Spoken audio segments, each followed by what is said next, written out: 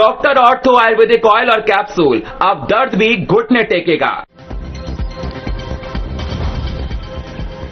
मुख्यमंत्री रेखा गुप्ता का बयान, दिल्ली स्कूल एजुकेशन एक्ट 2025 लागू होने से निजी स्कूल अब मनमानी फीस नहीं बढ़ा सकेंगे। सरकारी स्कूलों में स्मार्ट क्लास, लाइब्रेरी, प्लेग्राउंड। मुख्यमंत्री Rekha Gupta flag foundation of India द्वारा आयोजित कार्यक्रम में हुई शामिल। इस दौरान महिला दृष्टिबाधित क्रिकेट टीम को T20 वर्ल्ड कप जीत पर दी बधाई।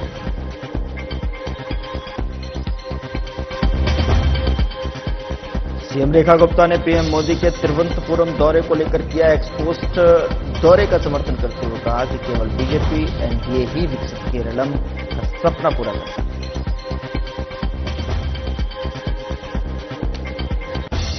डीपीएस मथुरा रोड के वार्षिक खेल दिवस में राज्यसभा उपसभापति हरिवंश ने कहा, खेल और शिक्षा साथ साथ चले तो ही व्यक्तित्व का संपूर्ण विकास। नमस्कार, मैं हूं आपके साथ गौरव राजेंद्र। बुलेटिन की शुरुआत करते हैं। मुख्यमंत्री रेखा गुप्ता ने कहा कि दिल्ली सरकार एक ऐसा एजुकेशन सिस्टम विकसित कर रही है जहां पर गुणवत्ता, सम्मान, अवसर और पारदर्शिता साथ चले। दिल्ली एजुकेशन एक्ट 2025 लागू होने से निजी स्कूल अब मनमानी फीस नहीं बढ़ा सके। साथ ही उन्होंने कहा कि सरकारी स्कूलों में smart classroom, library, playground, toilet, आधुनिक सुविधाएं और पर्याप्त शिक्षक और स्टाफ सुनिश्चित किए जाएंगे। एक्ट बनाया दिल्ली स्कूल एजुकेशन एक्ट 2025, जो पहली बार इन प्राइवेट स्कूल वालों को अपने नियमों में बांध पाया कि कोई भी स्कूल अपनी मन मर्जी से फीस नहीं बढ़ा सकता। सरकारी स्कूलों को एक नए मुकाम पे पहुंचाना हमारी प्रतिबद्धता है। हर क्लासरूम स्मार्ट बोर्ड के साथ होगा, ये हमारा प्रण है। हर स्कूल में लाइब्रेरी होगी, स्पोर्ट्स ग्राउंड होगा, सारी फैसिलिटीज होगी, बेहतरीन टॉयलेट होंगे, टीचर्स, स्टाफ, किसी प्रकार की कोई कमी नहीं होगी। ऐसा पूरा का पूरा एजुकेशन हमारी सरकार के द्वारा बनाया जाएगा। उधर दिल्ली की मुख्यमंत्री Rekha Gupta flag foundation of India द्वारा आयोजित कार्यक्रम में सम्मिलित हुई। यहां भारतीय महिला से मिलकर उन्होंने T20 वर्ल्ड कप जीतने की ऐतिहासिक उपलब्धि पर बधाई और शुभकामनाएं दी। उन्होंने कहा कि इस अवसर पर सांसद नवीन जिंदल, शालू जिंदल और विधायक एवं उद्योगपति सावित्री जिंदल जी से आत्मीय भेंट हुई है। राष्ट्रीय ध्वज के सम्मान और तिरंगे का संदेश जन जन तक पहुंचाने के लिए फ्लैग फाउंडेशन ऑफ इंडिया द्वारा किए गए प्रयास राष्ट्र भावना को और सशक्त बनाते हैं और इस अवसर पर कैबिनेट सहयोगी मनजिंदर सिंह सिरसा भी उपस्थित रहे।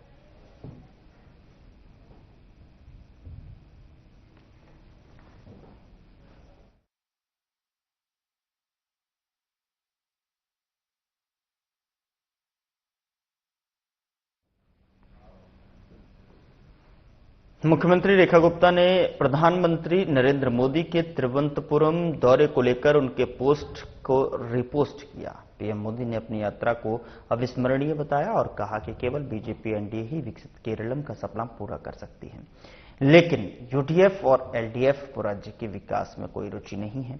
सीएम रेखा गुप्ता ने इस पोस्ट को साझा करते हुए प्रधानमंत्री के विचारों का समर्थन किया।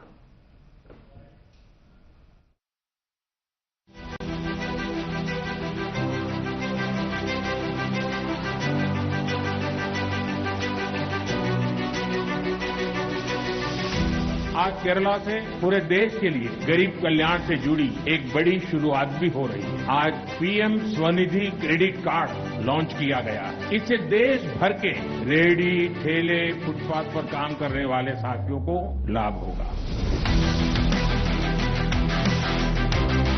देश के दूसरे हिस्सों से केरला की रेल कनेक्टिविटी और सशक्त हुई है। जिन अमृत भारत एक्सप्रेस ट्रेनों को हरी झंडी दिखाई गई है, इससे केरला में ईज ऑफ ट्रैवल को बल मिलेगा। इससे टूरिज्म सेक्टर को भी बहुत फायदा होगा। इन सारे प्रोजेक्ट से केरला के विकास को भी गति मिलेगी।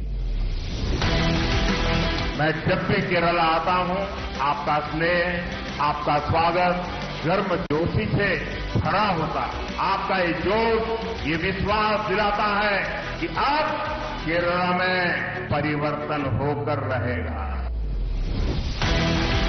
तिरुवनंतपुरम नगर निगम में आपने बीजेपी को सेवा करने का अवसर दिया। इसकी गूंज केरल में ही नहीं बल्कि पूरे देश में सुनाई दे रही है।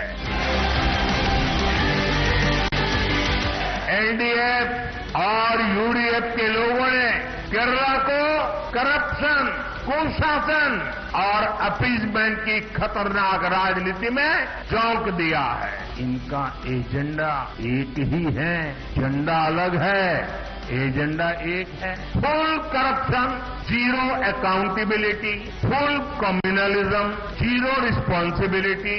यही समय है, सही समय है।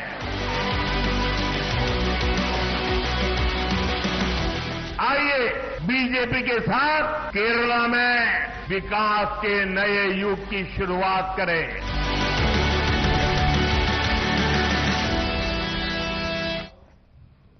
मथुरा रोड के वार्षिक खेल दिवस कार्यक्रम में राज्यसभा के उपसभापति हरिवंश शामिल हुए। उन्होंने कहा कि खेल और शिक्षा साथ साथ चलें तो व्यक्तित्व का संपूर्ण विकास संभव है।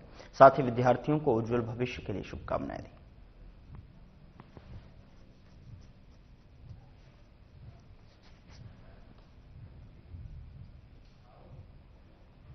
दिल्ली स्थित बीजेपी मुख्यालय में पीएम मोदी ने कार्यकर्ताओं और लोगों को संबोधित किया। उन्होंने क्या कुछ कहा, आपको सुनाते हैं। भारत माता की, भारत माता की, भारत माता की। भारतीय जनता पार्टी के नवीन अध्यक्ष माननीय नितिन नबीन जी,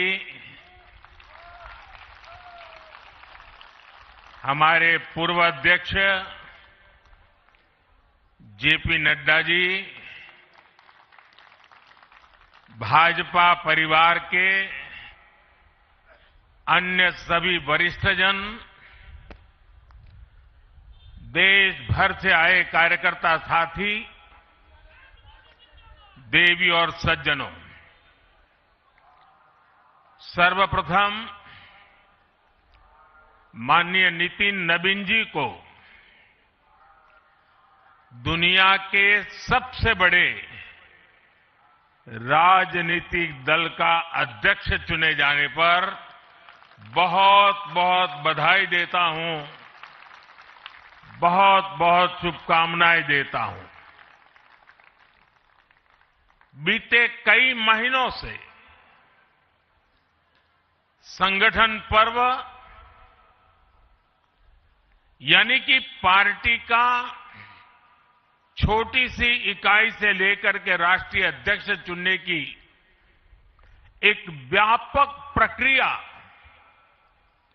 100% लोकतंत्र तरीके से भारतीय जनता पार्टी के संविधान के स्पिरिट को और उसमें बताई गई हर बात को ध्यान में रख करके लगातार चल रही थी। आज उसका विधिपूर्वक समापन हुआ है। संगठन पर्व का ये विशाल आयोजन भारतीय जनता पार्टी की लोकतांत्रिक आस्था, संगठनात्मक अनुशासन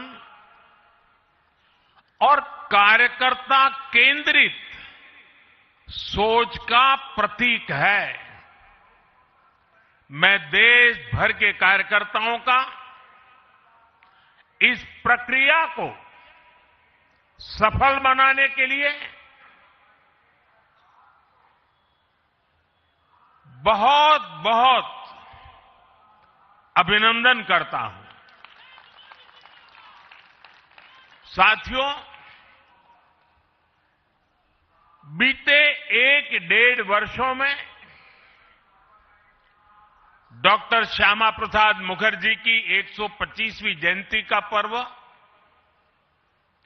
अटल जी की 100वीं जन्म जयंती, राष्ट्रीय स्वयंसेवक संघ के 100 वर्ष ऐसे महापर्व हम मनाते रहे हैं। ये वो प्रेरणाएं हैं जो देश के लिए जीने के हमारे संकल्प को और मजबूत करती है। हमारा नेतृत्व परंपरा से चलता है, अनुभव से समृद्ध होता है और जनसेवा, राष्ट्र सेवा के भाव से संगठन को आगे बढ़ाता है। साथियों, अटल जी, वाणी जी और मुरली मनोहर जोशी जी के नेतृत्व में बीजेपी ने शून्य से लेकर शिखर तक का सफर देखा है। इस सदी में वेंकैया नायडू जी और नितिन गडकरी जी सहित हमारे कई वरिष्ठ साथियों ने संगठन को विस्तार दिया है।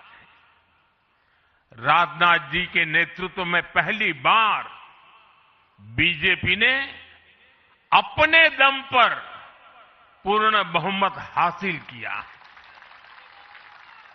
फिर अमित भाई के नेतृत्व में देश के अनेक राज्यों में भाजपा की सरकारें बनी। लगातार दूसरी बार केंद्र में बीजेपी की सरकार बनी।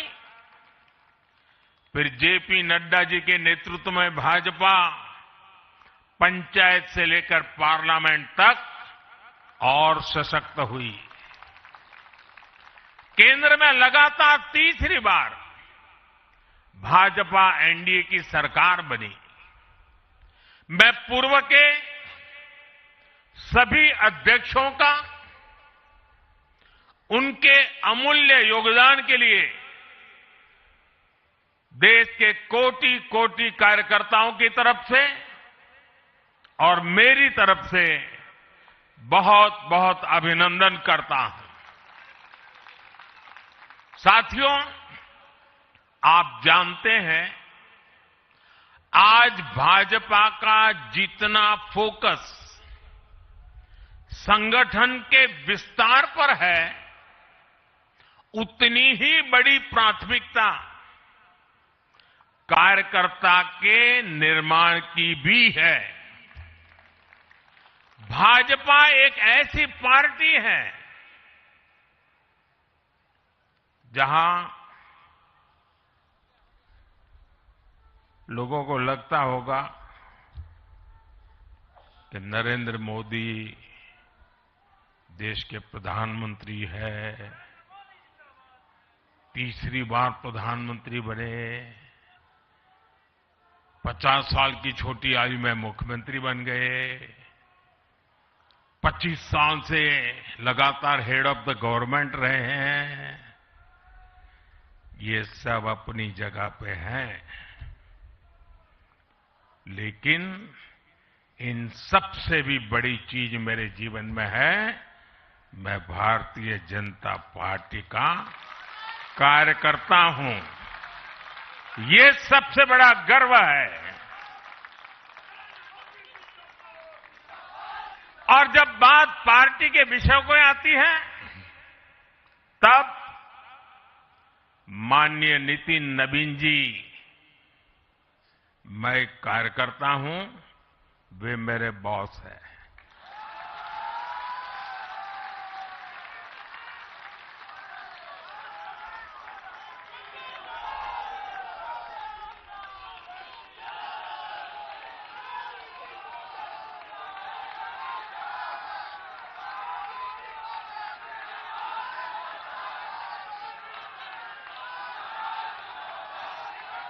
अब माननीय नितिन नवीन जी हम सभी के अध्यक्ष हैं।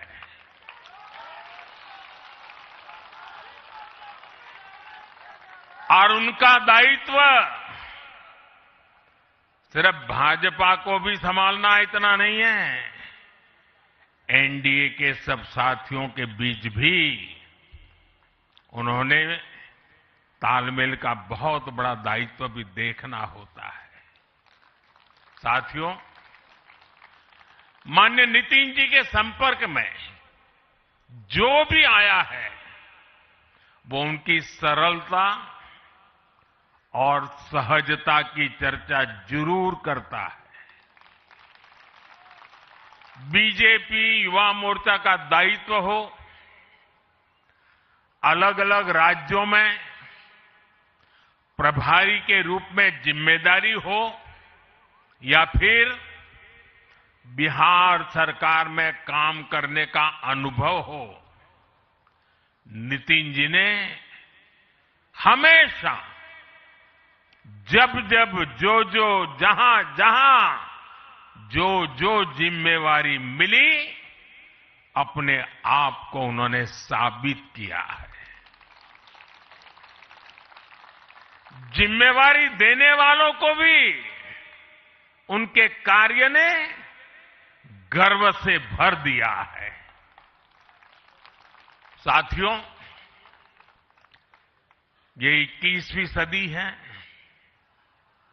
और देखते ही देखते 21वीं सदी के पहले 25 वर्ष तो पूरे भी हो चुके हैं। फिलहाल बुलेटिन में इतना ही। नमस्कार।